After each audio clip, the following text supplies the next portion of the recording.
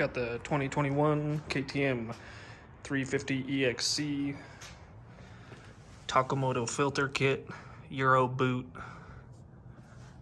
the kickstand, can't remember who it is, Fastway, Fastway Adventure, foot pegs, Acerbis, desert gas tank, the Flexx FLEXX handguards, handlebars, has a get ECU, Sicass switch, Reflex racing handguards, Cyclops headlight, P3 carbon header, Rekluse auto clutch, Fastway Adventure, and the get ECU, I believe I already said, traction control knob with the different map settings right there. And this thing fucking rips.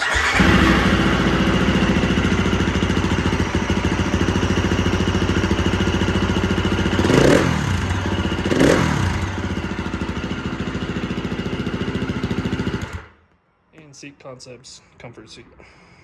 Can't seem to do a video with everything. It's got a, I think it's Enduro Engineering aluminum skid plate too. Has the key relocate.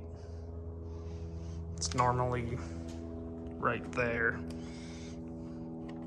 It's normally there, but